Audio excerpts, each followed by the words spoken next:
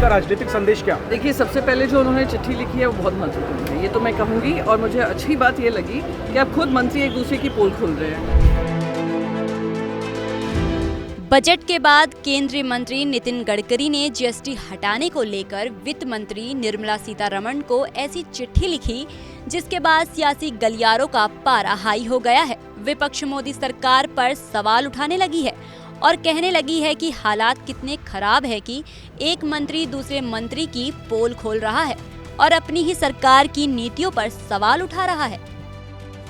अब सवाल उठता है कि आखिर गडकरी ने अपनी चिट्ठी में ऐसा क्या लिखा है जिसे विपक्ष मुद्दा बनाकर हमला कर रहा है। तो आपको बता दें कि केंद्रीय मंत्री नितिन गडकरी ने वित्त मंत्री निर्मला सीतारमण को पत्र लिखा है जिसमें उन्होंने लाइफ और मेडिकल इंश्योरेंस प्रीमियर पर 18% जीएसटी को वापस लेने की मांग की है। गडकरी ने लिखा कि आपसे अनुरोध है कि आप लाइफ और हेल्थ इंश्योरेंस प्रीमियर पर जीएसटी हटाने के सुझाव पर प्राथमिकता से विचार करें क्योंकि यह वरिष्ठ नागरिकों के लिए बोझिक हो जाता है। जीवन बीमा प्रीमियर पर जीएसटी लगाना जीवन की अनिश्चितताओं पर टैक्स लगाने के समान है। हमारा मानना है कि जो व्यक्ति परिवार को सुरक्षा देने के लिए बीमा पॉलिसी खरीदता है, ऐसे में इस इंश्योरेंस कवर को खरीदने के लिए प्रीमियर पर टैक्स नहीं लगाया जाना चाहिए। फिलहाल जीवन और चिकित्सा बीमा प्रीमियर दोनों पर 18% जीएसटी लगता है।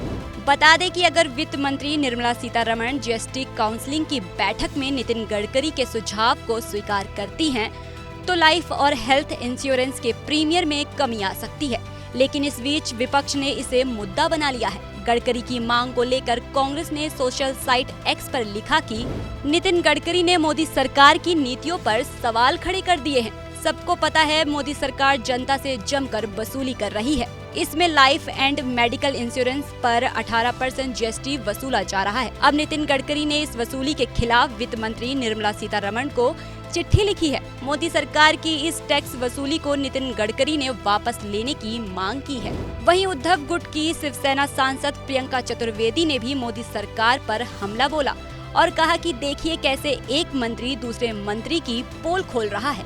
इसका राजनीतिक संदेश क्या? देखिए, सबसे पहले जो उन्होंने चिट्ठी लिखी है वो बहुत महत्वपूर्ण है, ये तो मैं कहूँगी। और मुझे अच्छी बात ये लगी कि अब खुद मंत्री एक दूसरे की पोल खोल रहे हैं। मैं उम्मीद कर रही थी नितिन गडकरी जी महाराष्ट्र के भी सांसद हैं। महाराष्ट्र के बारे में जिस तरीके से महाराष्ट्र को दरकिनार किया है, वो केंद्रीय मंत्री से वित्त मंत्री से कहते हैं ऐसा क्यों है कि महाराष्ट्र के बारे में आपने ध्यान नहीं दिया है। अब मुझे लगता है कि अगली श्रृंखला में ये होगा कि निर्मला सीतारमण जी नितिन गडकरी जी को लिखेंगी कि जो नेशनल हाईवेज हैं मुंबई से जुड़े हुए, उन पे पॉटहोल्स कब खत्म होंगे।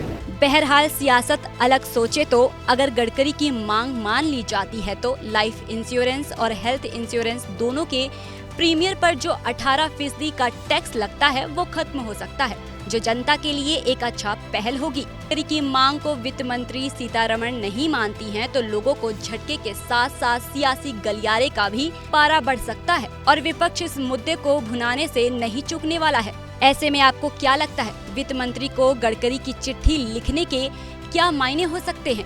ये हमें कमेंट करके बताएं और देश दुनिया की तमाम खबरों के लिए देखते रहिए एबीपी लाइव।